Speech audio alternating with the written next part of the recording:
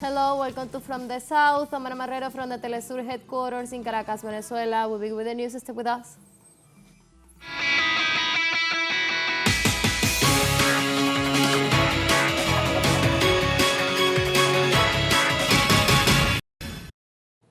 In Mexico, the president of the National Electoral Institute, Irene E. Guadalupe Zavala, reported that Sunday's general elections are proceeding normally.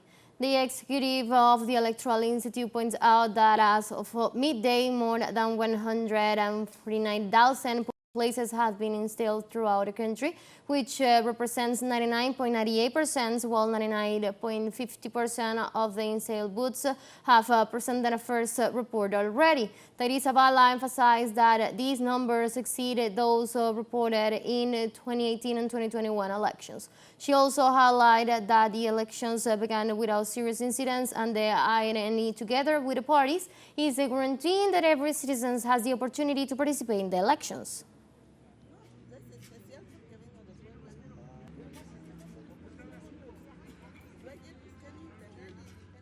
Instalado 149,050 polling stations have been installed throughout the country, which represents 87.59% of the total numbers of polling stations. This figure is higher than the reported in 2018 and 2021 processes, thus guaranteeing that every citizen has the opportunity to participate in the day. The Morena Party has supporters inside and outside of Mexico. Many of them go to vote in the Mexican consulates abroad in support of their candidates. Let's hear what people think about it. Can you tell me a little bit why do you think it is important to participate in these elections? These elections are very important because everyone is tired of corruption, of so much corruption, of so much vandalism. People are tired of it. The first time they sent me a ballot to my house, I signed it. It is the first time I ask you to vote for a president, who is López Obrador. It's a pity that he's leaving, but his second one stays. He's the good one. That's why I'm interested in voting. I voted only once when I was in Mexico. The PRI party? No, I never voted for the PRI party. What do you think the new president can do about the migrant community here in the United States? I think they can do a lot, since they are more prepared. All of them are very well prepared. This new president speaks two languages, Spanish and English. She is well prepared. I am sure she will achieve the forced transformation. They better act accordingly or things will go bad for them. This is what I think. And Mexican citizens residing in the U.S. also go to the polls to vote and elect a new president. Let's listen to the statements of one of them. My name is Adriana Perez, and I am here to vote. It is my first time voting. I have not voted before, but I think it is something crucial because the vote, if it is really respected, I believe it makes a change for the nation. And the people needed this change to continue improving their situation, and that is what motivated me to vote today. I have no experience, I have not done it before, but I think it is important, and from what I've heard, people say that is something historic that is going to remain in history. I just think it's significant that people go out to vote. As a person residing abroad, what do you expect from the next president of Mexico? What do you think the Mexican government can do for the migrant community here in the United States? I think they should support it. There should be a lot of communication between Mexico and the United States to help migrants, in other words. There has to be a lot of support. As long as there is no connection from the government, there is no support for the citizens in any way. That is what I think. And let's go over the profile of the presidential candidates. We begin with Claudia Sheinbaum for the coalition. Let's continue making history. Sheinbaum is a 61-year-old politician and signed thesis in 2018. She became the first woman elected head of the government of Mexico City with more than 47% of the votes. Claudia Sheinbaum's government proposals include fair salaries for the education sector, the strengthening of the National Guard, and the creation of medical clinics in 154 municipalities of the capital city that do not have the service. Among her proposals are the continuity of the lines of the fourth transformation, which proposes an honest model and better salaries and pensions without increasing taxes in the country.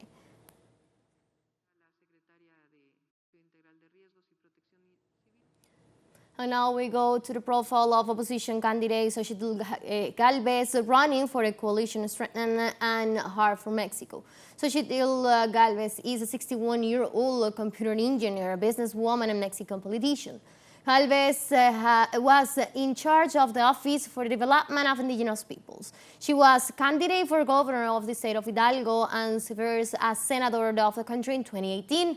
In her political career, Xochitl Galvez was accused of allegedly plagiarizing her word decree at the National Autonomous University of Mexico. She was the general director of the National Commission for Indigenous People in 2003. During the second debate, she added that there are still millions of people in a state of poverty in the country.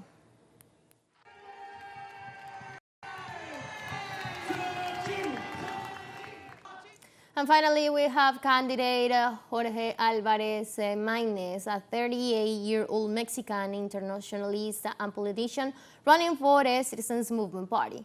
Alvarez proposed the demilitarization of public security, the autonomy of the judiciary, a universal pension system with a gendered perspective, and guaranteeing access to banking services. In his speech during the second debate, he called for resolving security without militarization, revolutionizing the energy file, have a water plan, and advancing in an educational revolution. Alvarez began his political career as a militant of the Democratic Revolution Party in 2003. He was president of the Municipal Strengthening Commission and served as a federal deputy of the Congress of the Union.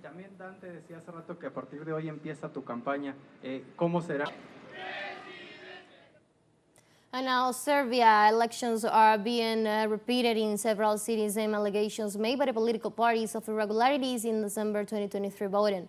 Through a report, the right-wing populists accused the Serbian Progressive Party of President Alexander Vučić of vote manipulation, with international elected observers stating that elections were compromised by media's misuses of public resources and pressured on public sector employees, all accusations firmly rejected by the ruling party.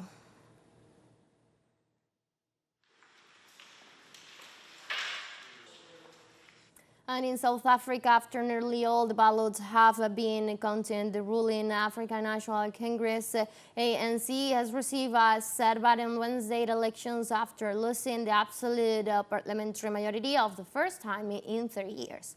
According to the Independent Electoral Commission, while still at the top of the vote, the ANC obtained 40.2% of the popular support, a stark difference compared to the 2018 elections. The outcome means that the ruling party will need to form a coalition to govern or try to structure a minority government that will make it difficult to pass any legislation.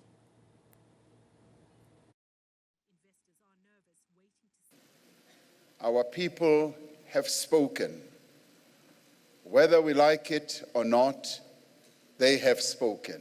As the leaders of political parties, as all those who occupied or occupy positions of responsibility in society, we have heard the voices of our people, and we must respect their choices and their wishes.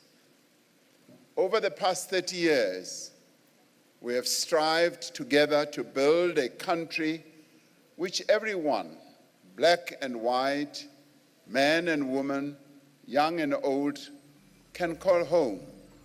Let's take a very short break, but remember you can now join us on our TikTok account at TeleSur English, where you'll be able to see news in different formats, news updates, and more. Stay tuned for more news.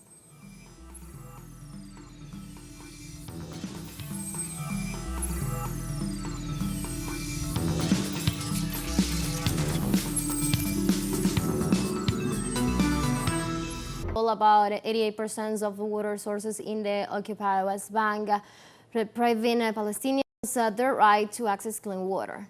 The Colonization and World Resistance Commission denounced that unlike Palestinians, Israeli shelters do have free access to water sources in the occupied West Bank. International studies have shown that the Zionist shelters consume 9.5 times more water than Palestinians on average. Regarding the issue, Israeli authorities argue that these sources are the environmental sites and must be preserved and protected.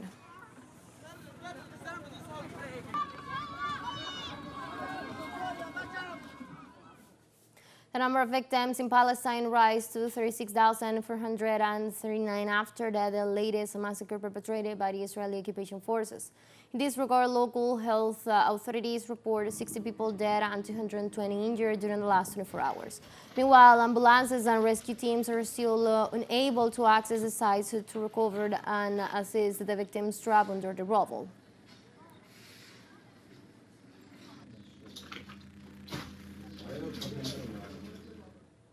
In Palestine, the Israeli occupation army maintained intense attacks on the entirety of the Gaza Strip as the ongoing genocide reached its 240th days. Palestinian civil defense teams search for survivors in the rubble after an Israeli bombardment that occurred early on Sunday morning on a residential building at the Al-Bara neighborhood in the Gaza Strip. As a result, at least 3 people were killed, including a woman and an infant. Bombings were also reported in Rafah, Khan Yunis, Dar al-Bala, Nusra, and several neighborhoods in Gaza City.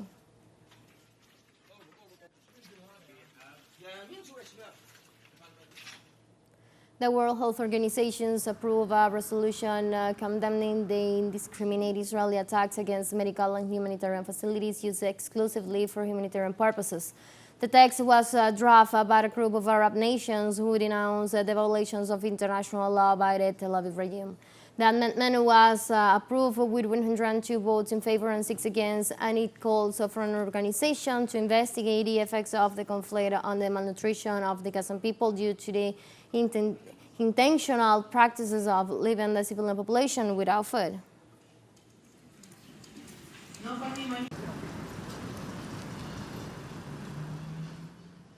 In Israel, policemen repressed a protest that demanded the resignation of Prime Minister Benjamin Netanyahu and an agreement guaranteeing the return of the citizens held in the Gaza Strip.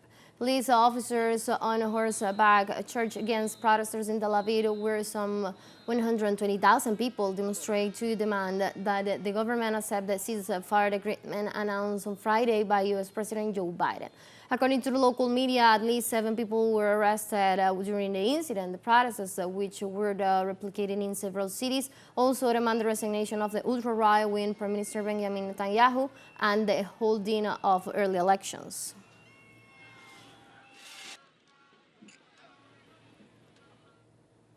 Also, the president of Chile, Gabriel Boric, announced his country's adhesion to the lawsuit filed with South Africa against Israel before the International Court of Justice. On Saturday, the Chilean head of state gave his 3rd annual public address before the National Congress in the city of Valparaiso.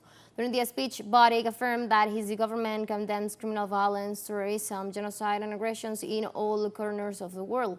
In this way, Chile joins Nicaragua, Colombia, Turkey, Egypt, Mexico, and Libya, which also request to be part of the case in which Tel Aviv is accused of violating its obligations under the Genocide Convention. I have decided that Chile will be part of and will support the case that South Africa filed against Israel before the International Court of Justice of The Hague within the scope of the UN Convention on Genocide. I have instructed the teams of the Ministry of Foreign Affairs to prepare a brief with our arguments on this issue. Let's take our last break, but before we invite you to join us on our WhatsApp community for our English-speaking audience. You can scan the QR code on the screen to join the red link, share the link to reach more people. Constant new coverage of Latin America and the Caribbean, as well as the rest of the world. Connect and inform with TeleSur. When financial break, don't go away.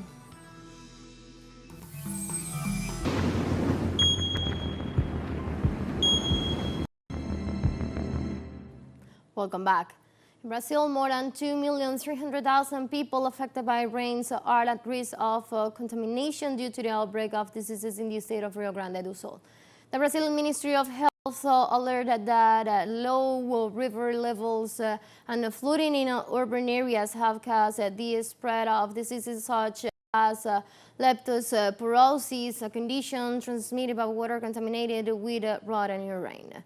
Authorities also informed that at least 8 people have died from leptospirosis since May the 1st, and another 12 deaths are being investigated by the authorities.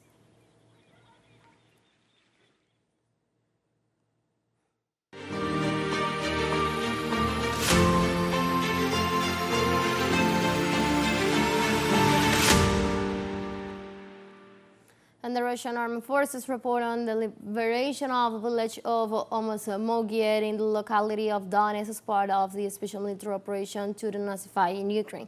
The Russian Defense Ministry reported that armed troops managed to intercept 2 airplanes of the Ukrainian Air Forces. The officials informed that the Russian forces shot down 15 aerial vehicles, 23 U.S.-made shells, 2 tactical missiles, 3 French-made aerial bombs, and 1 Neptune anti-ships missiles.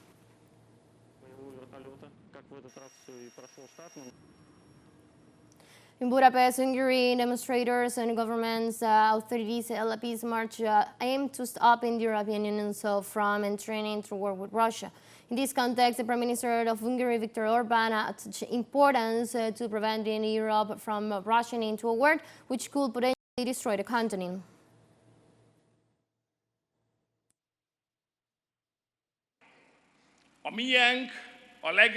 We have the largest electoral army. No one has ever been able to gather so many people for peace, as the only purpose of the electoral army of Hungarians is to keep peace. We are the largest Peace Corps in Europe. We are the largest peacekeeping force in Europe.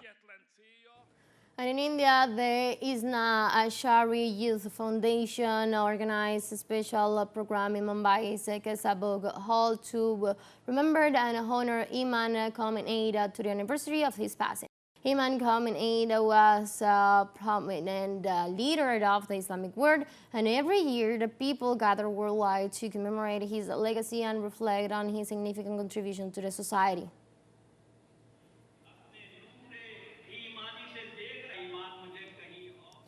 A Chinese spacecraft landed on the far side of the moon on Sunday to collect soil and rock samples that could provide insight into the less explored area. In this sense, China's National Space Administration indicates its mission is the 6th in the Chang'e Moon Exploration Program, named after Chinese moon goddess. This trip is the second one designed to bring back samples following the Chang'e 5, which did so from the near side in 2020.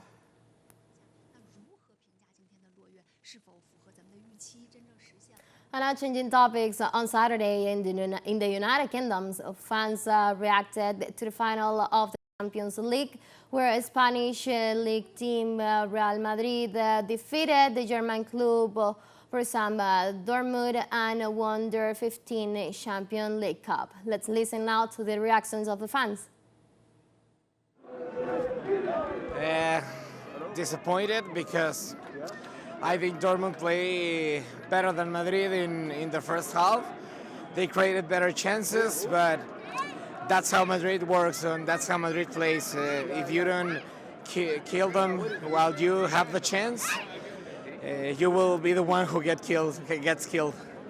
Amazing. This is the first time I got to see Madrid live in stadium, and unimaginable experience. I'm over the moon. I was crying inside the stadium. I'm like beyond thrilled. I can't even imagine it.